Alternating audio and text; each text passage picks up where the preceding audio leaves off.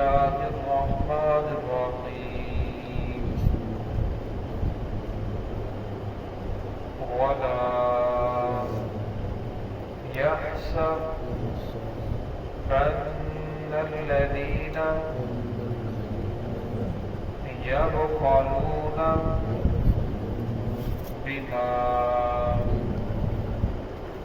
آتاهم الله من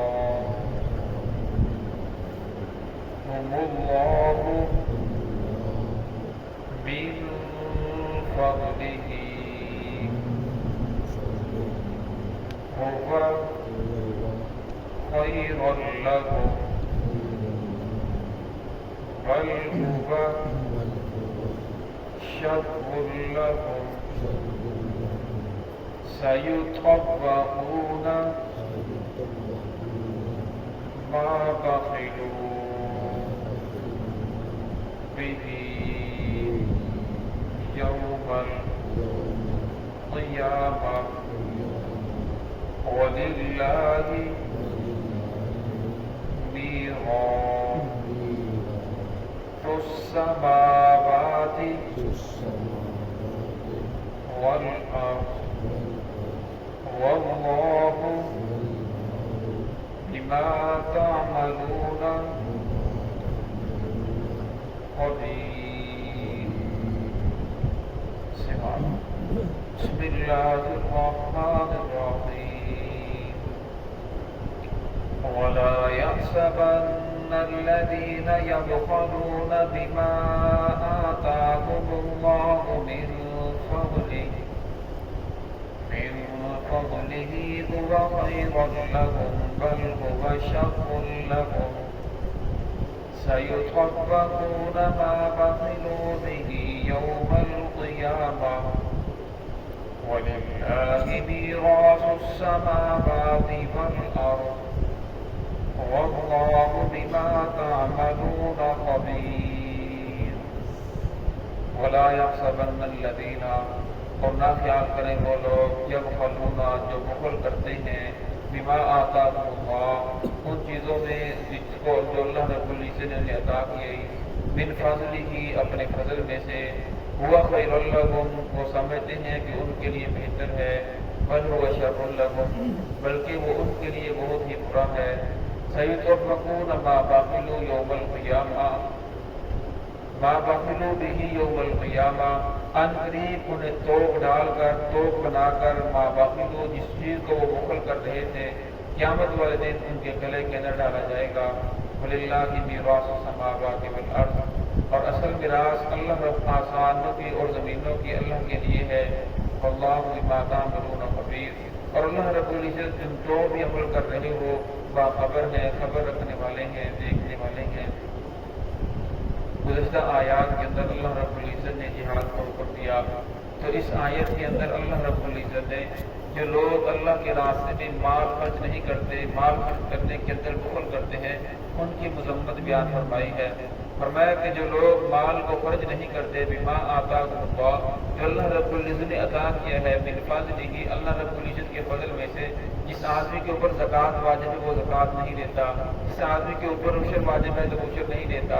یعنی جو مال کا حق ہے وہ ادا نہیں کرتا تو فرمایا وہ آدمی یہ سمجھ رہا ہے بل هو خیر لهم کہ میں پیسوں کو جوڑ کر جمع کر کے رکھ رہا ہوں یہ تو میں اپنے لیے بہتر ہے میرے لیے بہتر ہے کیونکہ میں پیسوں کو ضائع نہیں کر رہا بلکہ میں تو جمع کر رہا ہوں. اللہ رب العزت بل هو شر لهم یہ ان کے لیے بہتر نہیں بلکہ یہ تو ان کے لیے الٹا وبال ہے. اور میں آنکھ بند ہونے کی دیر ہے انسان کو پتہ چل جائے گا دنیا کے اندر ہی پتہ چل جاتا ہے اور میں آخرت کے اندر ہی پتہ چلے گا کہ یہ مال اس کے لیے بہتر نہیں بلکہ ان کے لیے برائی کا سبب ہے ان کے لیے آدمی کے لیے وبال کا سبب ہے. سیطبقون ما بخلوا به یوم القیامہ فرمایا ان قریب اسی مال کو توق بنا کر اس کے گلے کے اندر ڈال دیا جائے گا. حدیث پاک میں آتا ہے فرمایا جس آدمی نے سونے چاندی کی زکوٰۃ ادا نہیں کی تو سونے چاندی کو قیامت والے دن اللہ رب العزت الزحا کی شکل بنائیں گے جس کے دونوں طرف منہ ہوں گے وہ آدمی کے دونوں رخساروں کو کاٹے گا اور کہے گا انا کنز میں تیرا خزانہ ہوں انا مال میں تیرا مال ہوں اور آدمی کو اسی طرح بار بار ڈستا رہے گا. تو اللہ رب العزت یہی جو مال ہے قیامت والے دن یہ توق بنا کر انسان کے گلے کے اندر ڈال دیا جائے گا. وَلِلَّهِ مِيرَاثُ السَّمَاوَاتِ وَالْأَرْضِ۔ آگے پھر اللہ رب العزت نے سمجھایا، فرمایا کہ یہ جو مال ہے یہ تمہارا مال نہیں ہے، تم تو عارضی طور پر اس کے مالک ہو۔ فرمایا جو آدمی دنیا سے جاتا ہے مال کو ساتھ لے کر نہیں جاتا، وہ سارا مال یہی چھوڑ کر چلا جاتا ہے۔ یہ ہم کہتے ہیں فلاں کی کوٹھی ہے، فلاں کا بنگلہ ہے، فلاں کی فیکٹری ہے، فلاں کا کارخانہ ہے۔ فرمایا یہ سب عارضی ہیں، اصل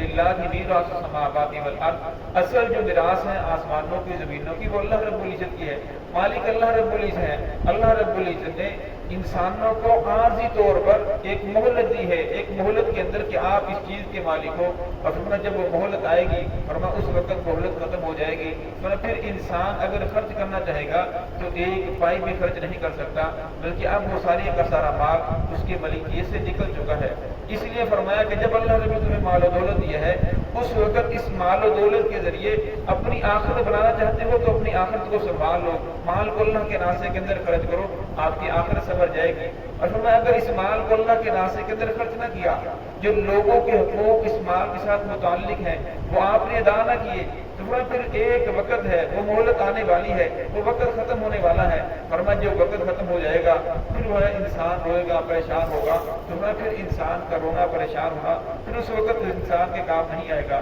تو انسان کو سوچنا چاہیے جو چیز میری ملکیت نہیں ہے اللہ رب العزت نے عارضی طور پر مجھے عطا فرمائی ہے، پھر اللہ نے مجھے اختیار دیا ہے کہ اس کے ذریعے میں جنت بھی کما سکتا ہوں، اپنی آخرت کو بھی سنوار سکتا ہوں، اور اس کے ذریعے میں اپنی آخرت کا وبال بھی اپنے لیے ایندھن بھی اکٹھا کر سکتا ہوں۔ پھر انسان کو یہی کوشش کرنی چاہیے کہ انسان کی دنیا بھی سنور جائے اور آخرت بھی سنور جائے۔ وَلِلَّهِ مِيرَاثُ السَّمَاوَاتِ وَالْأَرْضِ۔ فرمایا جو اصل میراث ہے آسمانوں کی زمینوں کی وہ اللہ رب العزت کے لیے ہے، وَاللَّهُ بِمَا تَعْمَلُونَ خَبِيرٌ۔ فرمایا تم جو بھی عمل کر رہے ہو اللہ رب العزت خبر رکھنے والے ہیں، اللہ رب العزت کو معلوم ہے کہ جو انسان جس راستے کے اندر خرچ کر رہا ہے فرمایا اللہ رب العزت کی ذات کو معلوم ہے۔ فرمایا اللہ رب العزت مال و دولت عطا فرمائے، پھر اللہ رب العزت اس مال کا حق ادا کرنے کی بھی توفیق عطا فرمائے، پھر وہی مال اللہ رب العزت کی نعمت ہے۔ اگر مال و دولت ملے پھر اس مال و دولت ملنے کے بعد انسان اس کا حق ادا نہ کرے، فرمایا پھر وہی مال و دولت انسان کے لیے وبال کا اور طاقت کا سبب بن جاتا ہے۔ دعا ہے کہ اللہ رب العزت نے جو کچھ پڑھا ہے اس کو عمل کرنے کی توفیق عطا فرمائے۔